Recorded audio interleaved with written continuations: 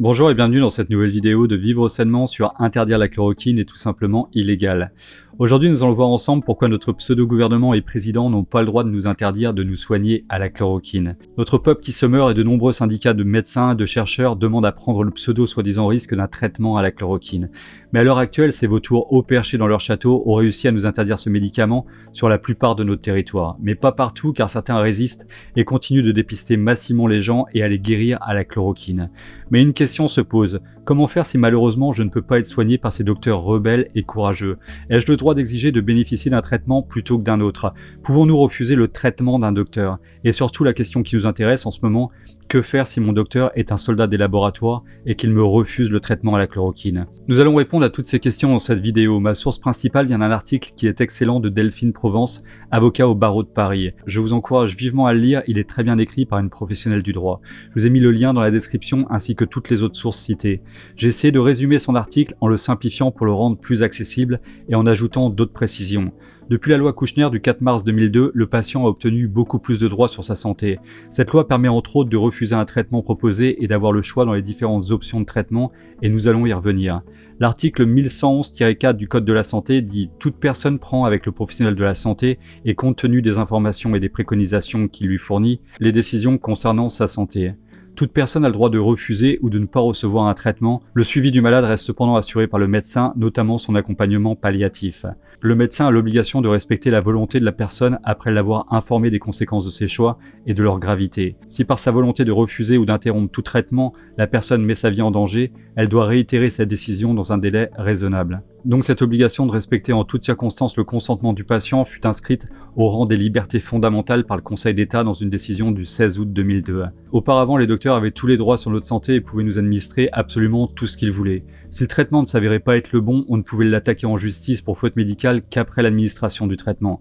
Maintenant, en tant que patient, nous avons beaucoup plus de droits. Et nous pouvons les faire appliquer grâce à l'article L521-2 du Code de la justice administrative. Cet article permet de demander au juge des référés, lorsqu'il y a urgence, d'ordonner toute mesure nécessaire à la sauvegarde d'une liberté fondamentale. En gros, vu que la première loi disant que le patient peut refuser ou choisir un traitement est devenue une liberté fondamentale au Conseil d'État, vous pouvez demander au juge des référés de faire appliquer cette loi si votre médecin s'oppose au traitement que vous choisissez. Le juge des référés doit se prononcer dans un délai de 48 heures. Mais dans notre cas, cela pose encore un problème. Le Haut Conseil de la Santé publique, en gros l'État, ne reconnaît pas la chloroquine comme traitement à l'heure actuelle. Enfin, ils la reconnaissent uniquement pour les cas très sévères quand le virus a disparu et que le patient s'étouffe avec l'inflammation des poumons. C'est vraiment ridicule car à ce moment-là, aucun antiviral ne fonctionne car la charge virale est quasi nulle. Donc c'est encore un piège de notre cher gouvernement de pacotille pour nous dire que la chloroquine ne fonctionne pas. Alors restez bien avec nous pour la deuxième partie parce que c'est maintenant que ça va devenir très intéressant, vraiment. Vous allez comprendre pourquoi c'est illégal et pourquoi ils ne peuvent pas nous refuser la chloroquine comme traitement. Abonnez-vous également à la chaîne et rejoignez-nous sur Facebook pour rester en contact si la chaîne venait à être suspendue, car oui, ça pourrait arriver. Partagez aussi cette vidéo massivement sur les réseaux sociaux car ma chaîne est limitée maintenant. Seules les chaînes de news comme BFM TV sont diffusées largement sur YouTube sur le sujet du coronavirus. Alors partagez beaucoup s'il vous plaît pour que tout le monde puisse accéder à de vraies informations. Un dernier point, YouTube a démonétisé toutes les vidéos sur le coronavirus, sauf pour les grosses chaînes de news comme BFM TV encore. Malgré ça, je travaille environ 14 heures par jour, 7 jours sur 7 pour faire ces vidéos. Alors j'ai ouvert une cagnotte pour ceux qui pourraient m'aider pour une cotisation mensuelle pour améliorer la qualité de la chaîne. Je vous remercie tous vraiment d'avance. Donc comme nous disions en première partie que chacun d'entre nous a le droit au respect de la vie et le droit au respect du consentement du patient dans son traitement, cela nous ouvre d'autres portes à l'heure actuelle et je m'explique. L'OMS et notre gouvernement de triste cire reconnaissent qu'à l'heure actuelle, aucun traitement ne fut validé pour soigner le Covid-19. Nous ne possédons que des pistes encourageantes de traitement et là je suis sûr que vous commencez à sourire. L'article 1110-5 du Code de la santé dit « Les actes de la prévention, d'investigation ou de traitement et des soins ne doivent pas, en l'état des connaissances médicales, lui faire courir de risques disproportionnés par rapport aux bénéfices escomptés. » Cet article de loi met en évidence l'impératif de qualité et de sécurité des soins en imposant aux praticiens le respect du principe de proportionnalité, soit le rapport bénéfice-risque de tout acte médical. Mais alors pour la chloroquine, je peux en prendre ou pas pour me soigner ?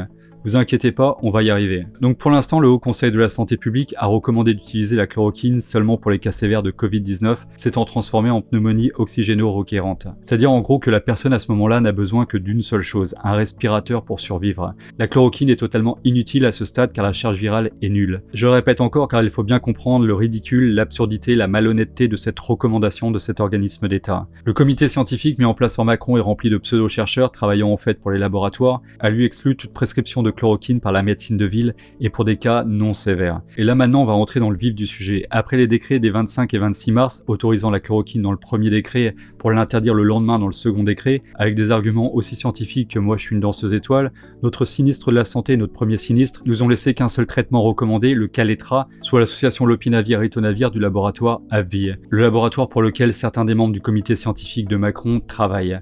Alors, est-ce un traitement? Non, non et non. Ce traitement fut reconnu inefficace dans le traitement du Covid-19 par plusieurs études, dont la dernière en date du 18 mars. Ce traitement est non seulement inefficace, mais aussi dangereux, car il entraîne des effets secondaires chez un patient sur 6, nécessitant d'arrêter le traitement immédiatement. Donc en fait, nous n'avons aucun traitement pour le Covid-19 à l'heure actuelle, et en l'absence d'alternatives thérapeutiques appropriées, un médecin libéral peut néanmoins prescrire l'hydroxychloroquine hors AMM, autorisation de mise sur le marché pour traiter un patient atteint du Covid-19. Pour se justifier sur sa malhonnêteté, le Haut Conseil de la Santé retient que l'hydroxychloroquine peut provoquer des hypoglycémies sévères et entraîner des anomalies et une irrégularité du rythme cardiaque pouvant engager le pronostic vital. Que ce médicament comporte des contre-indications, notamment en cas d'association à d'autres médicaments, et qu'un surdosage peut entraîner des effets indésirables graves pouvant mettre en jeu le pronostic vital. En gros, plein d'effets secondaires que d'autres médicaments comme l'aspirine et le paracétamol peuvent provoquer, étant rappelé que tout traitement ou acte médical comporte des risques plus ou moins rares ou sévères. Regardez par exemple la liste d'effets secondaires de vos sirops pour la toux, vous allez vite comprendre. Je rappelle que ce médicament fut donné à des centaines de millions de personnes dans le monde et était en vente libre en France pendant 71 ans. Il fut classé dans les substances vénéneuses juste 2 jours après que Buzyn ait averti Macron sur l'épidémie chinoise. Cette coïncidence est vraiment troublante. Le pseudo Conseil de la Santé publique a donné son avis sur la première étude du professeur Raoult sur 24 patients en déclarant « Ces résultats exploratoires doivent être considérés avec prudence en raison du faible effectif de l'étude, incluant en partie des patients asymptomatiques, de l'absence de bras témoins, du critère du jugement uniquement virologique, pas de données cliniques et qui ne permettent pas de conclure à l'efficacité clinique de l'hydroxychloroquine ou de l'association hydroxychloroquine plus azithromycine, mais demandent à être confirmées ou infirmées.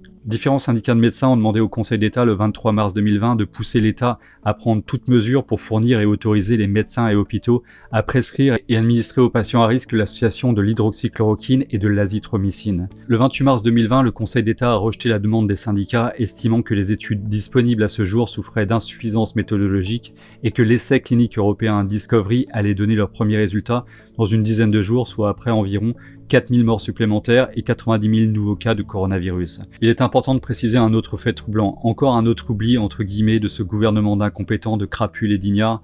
Le Conseil d'État n'a eu entre les mains que la première étude du professeur Raoult, mais pas la deuxième étude portant sur 80 patients.